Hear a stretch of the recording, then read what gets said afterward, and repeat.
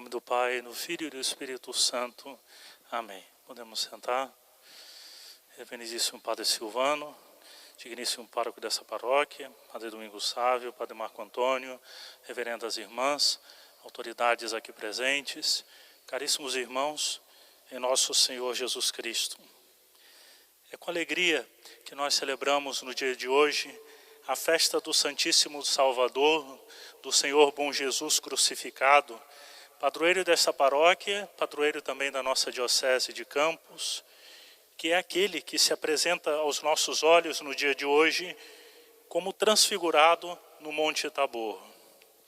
Um grande mistério envolve essas festas, o mistério da cruz e o mistério da glória.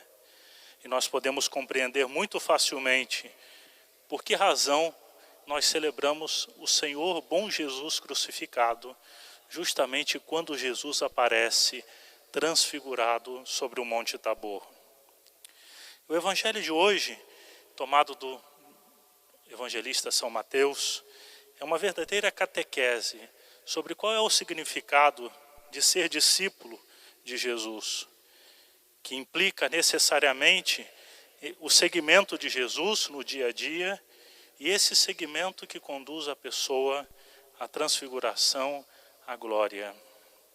Esse relato que nós acabamos de ouvir da transfiguração, ele é antecedido no Evangelho de São Mateus pelo anúncio da paixão. O primeiro anúncio da paixão, no capítulo 16, nos versículos 21 a 23 de São Mateus. E de uma instrução de Jesus sobre as atitudes próprias daqueles que querem se tornar seus discípulos, que é o convite à renúncia de si mesmo, a tomar a sua cruz e a seguir a nosso Senhor no caminho da entrega, na doação da sua própria vida. Depois de terem ouvido falar desse caminho da cruz, de terem constatado aquilo que Jesus pede a todos aqueles que querem se tornar verdadeiramente cristãos, que querem segui-lo, os discípulos, os apóstolos, se encontraram um pouco desanimados, frustrados. Por quê? Porque aquela aventura em que eles apostavam a vida deles parecia caminhar para um fracasso. Eles viam se desfazer diante das palavras de Jesus, agora cada vez mais prementes, via-se desfazer os sonhos de glória, de honra e de triunfo. E talvez, muito provavelmente, eles se perguntavam se valia a pena seguir Jesus, seguir um mestre que não tinha nada mais para oferecer de que um destino trágico, a morte que se avizinhava cada vez mais da sua existência. E é nesse contexto que São Mateus nos conta o episódio de hoje da transfiguração. Esse episódio, esse fato da vida de Jesus, é uma palavra de ânimo para os seus discípulos, não só para aqueles que estavam com ele no Monte Tabor, para aqueles que ouviram o relato, mas para todos nós que nos propomos seguir Jesus. Pois nesse relato de hoje se manifesta a glória de Jesus e nós vemos atestada, comprovada a sua divindade. Jesus não é um homem qualquer, não é um criador de uma religião, ele é o Filho de Deus feito homem, que veio ao nosso encontro. Os discípulos recebem, a partir do episódio de hoje, da transfiguração, uma garantia de que esse projeto que Jesus vem propor a eles e vem propor à igreja é algo que não é da criação do homem, mas é de Deus. Que apesar das suas dúvidas, eles recebem da parte de Jesus esperança, força, que dá a eles uma luz para que eles também pudessem continuar nessa, entre aspas, aventura, que pudessem se entregar a isso que Jesus vinha propor aos seus seguidores.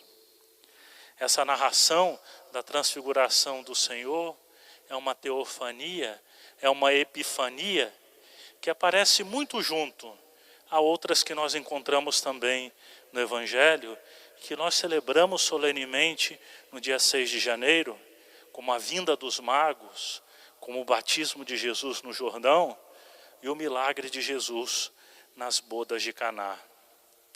Essa catequese que nós encontramos em São Mateus, a partir do evento da transfiguração do Senhor, foi construída sobre elementos comuns do Antigo Testamento, que tornaria muito mais fácil para que eles entendessem tudo aquilo que estava acontecendo.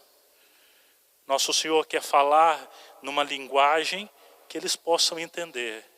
Jesus quer se revelar, mas quer ao mesmo tempo que eles compreendam o sentido de tudo aquilo. Que não fossem palavras vãs ou fossem eventos indecifráveis, misteriosos no sentido de que não se podia captar o que Deus queria dizer. E assim nós vemos alguns desses elementos. Primeiro, o monte. Jesus, para se revelar, ele sobe um monte. E esse monte nos coloca no contexto da revelação de Deus. No Antigo Testamento, os grandes feitos acontecem sempre num monte. É no alto do monte que ele fez uma aliança com seu povo, que prometeu transformar aqueles homens perdidos no povo de Deus. No episódio nós vemos a mudança do rosto, das vestes, que se tornam brilhantes, resplandecentes. Esse episódio nos lembra outro, narrado no livro do Êxodo, no capítulo 34, quando Moisés desce do Monte Sinai, depois de receber as tábuas da lei. Aquela proximidade, por ter encontrado a Deus, fez com que fosse necessário cobrir o rosto de Moisés. Tamanho era o brilho, e esse brilho incomodava as pessoas se dirigirem a ele. Uma nuvem cobre os personagens. Essa nuvem indica a presença de Deus, pois foi numa nuvem que Deus se manifestou também quando conduziu o povo através do deserto. Uma nuvem que pairava sobre o povo de Deus, refrescando do sol cálido do deserto. E uma coluna de fogo que brilhava diante deles durante a noite. Dois personagens muito importantes do Antigo Testamento aparecem ao lado de Jesus: Moisés e Elias. Moisés representa a lei de Deus e Elias a profecia. Ambos elementos que anunciam e apontam de maneira muito suave, mas ao mesmo tempo muito verdadeira, a presença de Jesus. Além disso, esses dois personagens, eles apareciam na catequese judaica como aqueles que apareceriam no dia do Senhor, com D maiúsculo e entre aspas, que era o dia do Messias. Como nós podemos ver, não é, na Sagrada Escritura, como nós podemos ver no Deuteronômio, no profeta Malaquias. O dia do Messias seria marcado pela presença tanto de Moisés quanto de Elias. Os discípulos ficam bastante perturbados diante daquela visão.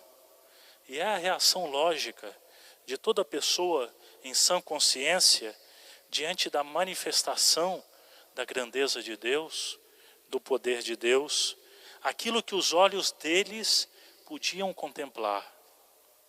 São Pedro se propõe construir tendas, 3 tendas, uma para Jesus, outra para Moisés e outra para Elias. E essas tendas nos lembram também o Êxodo, quando o povo de Deus habitou em tendas, que antes da construção do templo, a arca de Deus também era guardada debaixo de uma tenda. Todos esses são elementos do Antigo Testamento e que permitiam àqueles que contemplaram tudo aquilo entender quem era Jesus. E São Mateus, ao contar esse fato à igreja nascente e a todos nós, nos deixa bem claro que Jesus é o Filho amado de Deus, em quem se manifesta a glória do Pai. Ele é o verdadeiro Filho de Deus, igual em natureza ao Pai e ao Espírito Santo, que se manifestaria posteriormente. Ele é também o Messias, o Libertador, o Salvador, aquele que foi esperado por Israel, que foi anunciado através da lei, daqueles detalhes todos que deviam de conduzir o povo a aclamarem e a pedirem a Deus o envio do Messias, o Salvador, aquele que foi profetizado por santos homens do Antigo Testamento, os profetas, que anunciavam a sua vinda, o seu dia.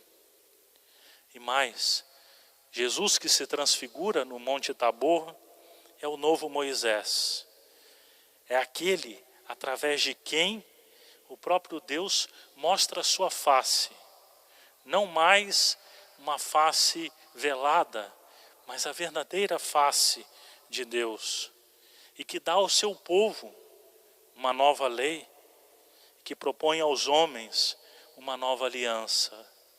A sua nova lei é sem dúvida o Santo Evangelho. E faz uma aliança, porque transforma Israel em igreja. E nos convida a todos nós a fazermos parte, através da igreja, do seu povo. E é assim que através da ação libertadora de Jesus, a semelhança de como foi Moisés, quem tirou o povo da escravidão e levou para a terra prometida, Jesus também nos faz passar por essa libertação, oferecendo a sua própria vida, o seu próprio sangue, para que no seu sangue nós pudéssemos nos tornar filhos de Deus. Essa é a sua aliança, a sua nova e eterna aliança. E a partir daí, não existe mais nenhum outro tipo de aliança de Deus com os homens, porque a aliança definitiva foi selada entre os homens e Deus no sangue do seu próprio Filho. Caríssimos irmãos, o fato da transfiguração foi destinado àqueles discípulos de Jesus, aquele grupo desanimado, frustrado, porque no horizonte próximo deles só existia palavras de derrota, cruz, sofrimento, morte. Mas nosso Senhor deixa claro para eles que só existe um caminho para se chegar até Deus. E esse caminho passa necessariamente pelo mistério da cruz. Mas ao mesmo tempo, o episódio de hoje nos aponta para a ressurreição, que aqui é anunciada pela glória como Jesus se mostra. Dentro de alguns dias, de algum tempo, eles não reconheceriam a face de Jesus transfigurada pela dor, mas ali naquele momento, eles contemplavam a face de Jesus transfigurada pela glória.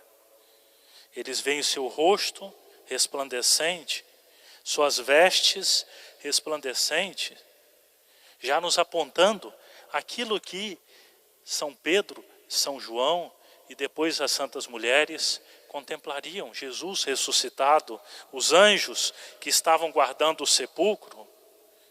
E na boca de Jesus nós já ouvimos o anúncio da ressurreição.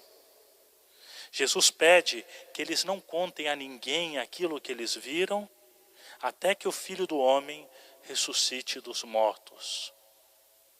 Jesus já conta para eles o desfecho da história. Jesus está dizendo para aqueles homens e para nós que o desfecho, a cruz, não será a palavra final dessa história. Pois no fim do caminho de Jesus, da sua subida da Galileia a Jerusalém, está a ressurreição, está a vida plena, está a vitória sobre a morte. E São Pedro propõe a construção de 3 tendas para que eles ficassem ali. Mas Jesus não responde a esse pedido de São Pedro, porque Jesus sabe que do desejo de Deus, o projeto de Deus de construir um novo povo, de levar os homens da escravidão à liberdade, tem que passar pela cruz. Tem que passar pelo caminho em que as pessoas que se propõem seguir por Ele têm que fazer a entrega da sua vida até as últimas consequências. Nós podemos tirar 4 reflexões para a nossa vida pessoal desse episódio de hoje, tão marcado de significado, de importância para a nossa fé. Nosso Senhor nos diz hoje na transfiguração, a todos nós, a todos os seus fiéis, de todos os tempos, de todas as épocas, de que uma existência marcada pela cruz não é uma existência fracassada. E nós sabemos bem, pela nossa experiência diária, de que a vida de tantas pessoas termina marcada com sinais de fracasso, de impotência e de derrota. Mas isso é aparentemente. A vida que Jesus nos oferece, a vida plena e definitiva, ela espera no final do caminho a todos aqueles que, com Jesus, forem capazes de sair de si mesmos, de se entregarem, de amarem a Deus, de amarem o seu próximo. E mesmo que aparentemente possa parecer tudo um fracasso, será a vitória. Talvez, na verdade, quanto mais marcada pelo fracasso, é sinal de maior imitação, de maior semelhança à vida de Cristo. Caríssimos irmãos, os homens do nosso tempo têm uma grande dificuldade de entender a lógica de Deus. Nós queremos ler a história universal, nós queremos ler a nossa história com um olhar humano, daqui de baixo. E para muitas pessoas, a vida plena, ela não está no amor que é levado até as últimas consequências, mas sim na preocupação egoísta dos seus interesses, do seu bem-estar, do seu orgulho, do seu mundo privado. Em trazer para a sua vida uma dose de poder, de influência, de autoridade, de domínio, de aparência, muita preocupação com o que os homens pensam, que os outros me veem. E pouca preocupação com os valores, com aquilo que Deus pensa, com a verdade. Essa é a nossa sociedade. Assim somos nós, homens e mulheres deste tempo em que nós vivemos. Porque essas coisas dão uma aparência de vitória, quando na verdade o sofrimento, a dor, o esquecimento parece ser a derrota. Mas onde está a realização plena do homem? Quem tem razão? Deus ou esses esquemas que dominam e regem a sociedade em que nós vivemos? O que tem verdade? A lógica dos homens ou a lógica do Evangelho? Em terceiro lugar, caríssimos irmãos, nós constatamos na vida dos primeiros cristãos e na nossa própria vida a tentação do desânimo. Não é? Por quê? Não percebemos muitas vezes como Deus está conduzindo a nossa vida e a nossa história.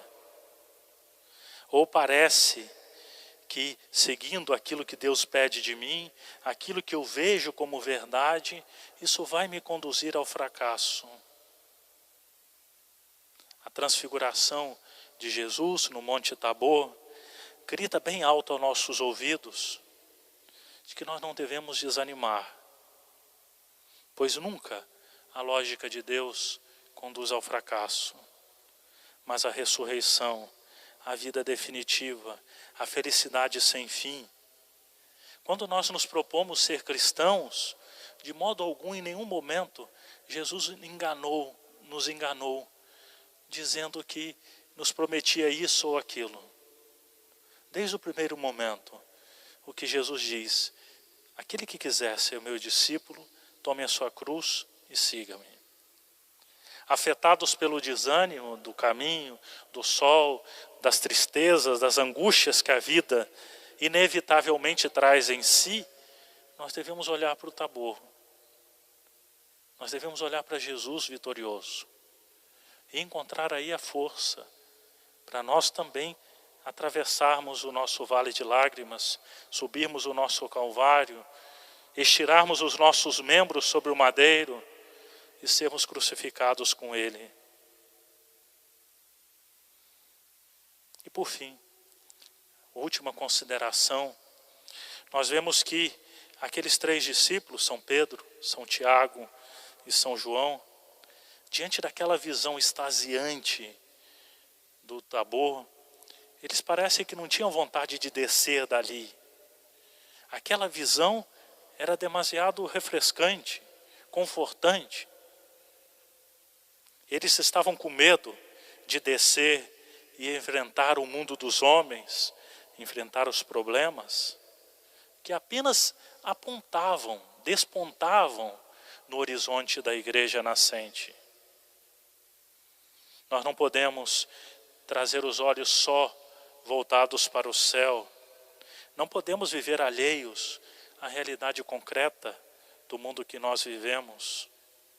Nós não podemos, como cristãos, viver nesse mundo sem a vontade de intervir para renovar ou transformar as realidades humanas que nós vivemos.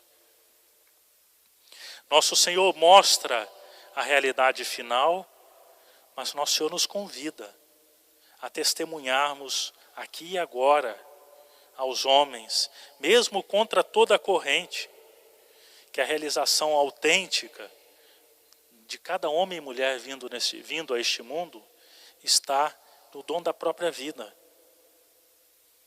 A mensagem cristã que nós recebemos de Jesus nos obriga de uma maneira muito clara e forte que nós nos insertemos na realidade do mundo, insiramos na realidade do mundo, nos seus problemas, nos seus dramas, a fim de darmos o nosso contributo, para que assim, através do nosso testemunho, das nossas mãos, da nossa ação, por pequena que seja, nós possamos contribuir para um mundo mais justo, para um mundo mais feliz, para a implantação daquilo que Jesus veio fazer, que é a instauração do seu reino aqui na terra.